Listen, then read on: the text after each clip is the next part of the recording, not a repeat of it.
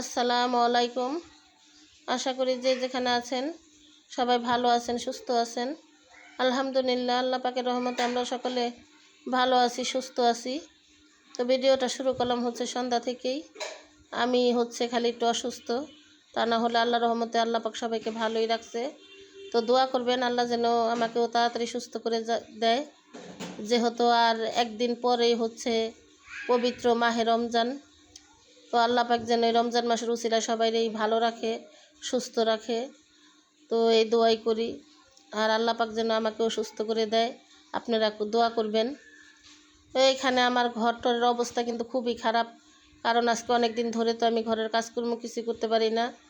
আর গতকালও ভিডিও দেওয়া হয় নাই, কারণ আমি ভিডিওতে যে ভয়েস দেবো আমি দম নিতে পারি না, কারণ আমি নিঃশ্বাস একদম আমার বন্ধ হয়ে আসে। তো এখানে আমি আজকে সারাদিন কিছু খাই নাই, রান্নাবান্না হয় নাই এখন পর্যন্ত, কারণ রান্না করলেও খাওয়া হয় না, যেহেতু আমি অসুস্থ আর আমার স্বামীও সারাদিন বাড়িতে থাকে না। তো এখানে উনি আসার টাইমে একটা নিয়ে আসলো, একটা বার্গার আর একটা স্যান্ডউইচ নিয়ে আসলো আর কি। তো এখানে আমরা কিন্তু বাইরের জিনিসটা এমনিতেও খুব কম খাই, তো যেহেতু আনছে দেখি, তো এখানে এই দুটোটাই ঢাললাম। কারণ কি খাবো জিজ্ঞেস করছে আমার ফোনে যে তুমি কি খাইবা, তোমার জন্য নিয়ে আসি।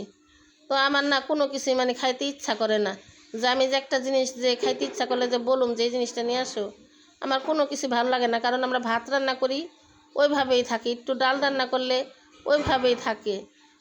হ্যাঁ, এখন কি করব বলেন, কারণ যে জান শান্তি না থাকলে কিন্তু কিছুই ভালো লাগে না। আর আমার কিন্তু আগে এরকম হয় নাই, তো অসুখ বিসুখ যে যে যেতটুকুই হয়েছে আর কি, কখনো এরকম খাওয়া দাওয়া আর কি এরকম অরুচি হয় নাই। আমার মনে করেন আল্লাহ দিলে আল্লাহর রহমতে আমার খাওয়া দাওয়া ঠিক ছিল, তো এই জন্য আর কি অসুখ বিসুখ হলেও অসুখে কাবু করতে পারতো না। কিন্তু এবার না আমার একেবারে খাওয়া দাওয়া একদম অরুচি হয়ে গেছে।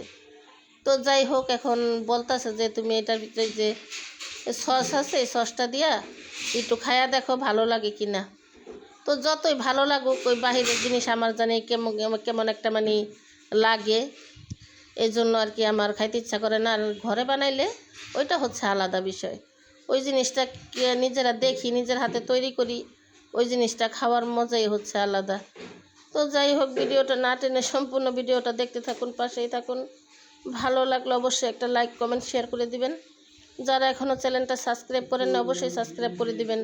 তো আমি এখনও কিন্তু আসলে আমার নিঃশ্বাস বন্ধ হয়ে আসতেছে।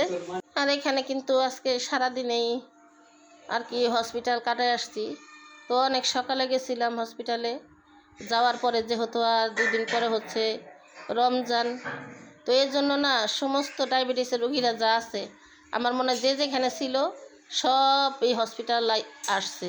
কারণ রোজার মধ্যে ওই ডক্টররা আলাদা একটা নিয়ম কারণ দেয় ডায়াবেটিসের রুগীগো, এই জন্য আর কি অনেক ভিড় ছিল।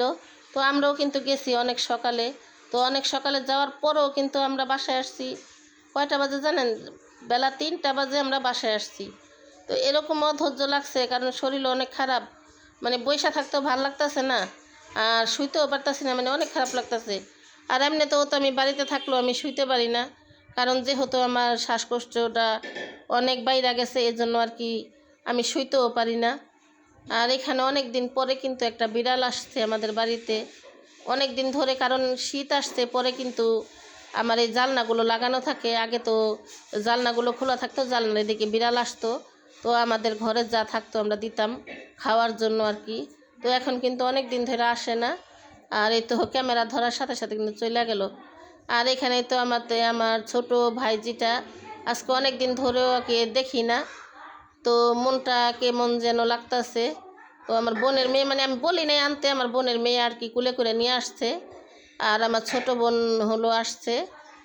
তো আর আমার কাছে কিন্তু আসে না, কিন্তু আমার ছোট বোনের কুলে যায়, আমার সেজ বোনের কুলে যায়। আর আমাকে না একটু ভয় পাই যে আমি বসা, আমার চোখে চোখ পড়ছে আর মাথাটা নিচা করে ফেলছে, কিন্তু আমি কিন্তু ওরে মন থেকে ভালোবাসি আর অনেক আদরও কিন্তু করি, কিন্তু ওইটা বুঝতে পারে না। ফুবাই ওরে নেওয়ার জন্য দুষ্টামি করতেছে, তো ওর ফুবার দিকে তাকায় আবার মাথাটা নিচা করে ফেলে। তো আমার ভাতিজির কিন্তু কিছুদিন আগে জন্মদিন গেছে, কারণ ওর 1 বছর পূর্ণ হয়েছে। তো আমি তো অনেক অসুস্থ ছিলাম, কারণ আমার মনে অনেক ইচ্ছে ছিল যে আমার ভাতিজিরে আমি একটা কেকও আনবো ওর জন্য, আর হচ্ছে একটা অনেক সুন্দর দেখে একটা ড্রেস দিব। তো তার হলো না, কারণ সব স্বপ্ন সব সময় পূরণ হয় না। তো যাই হোক, অনেক আগেই বলছি যে ওর যখন 1 বছর পূর্ণ হবে আমি একটা কেক আনবো, আর হচ্ছে একটা ভালো সুন্দর দেখে একটা জামা গিফট করব আমার ভাতিজিকে। তো আমি অসুস্থ থাকাকালীন এই জন্য আর হলো না। আর এখানে দেখেন আমার জন্য একটা মালটা আনছে। আর এই বড়িগুলো কিন্তু মিষ্টি, কারণ এগুলো হচ্ছে কুল বড়ি। আর টক তো আমি এমনিতেও আমি পছন্দ করি না। আর জ্বর আসলে একটু টকটুক ভালো লাগে, কিন্তু ভালো লাগলে কি হবে, কিন্তু আমি আবার খাইতে পারি না, কারণ দাঁতের জন্য। তো যাই হোক, আমার আজকের ভিডিওটা আপনাদের কাছে কেমন লাগলো কমেন্ট বক্সে জানাবেন। সবাই ভালো থাকবেন, সুস্থ থাকবেন।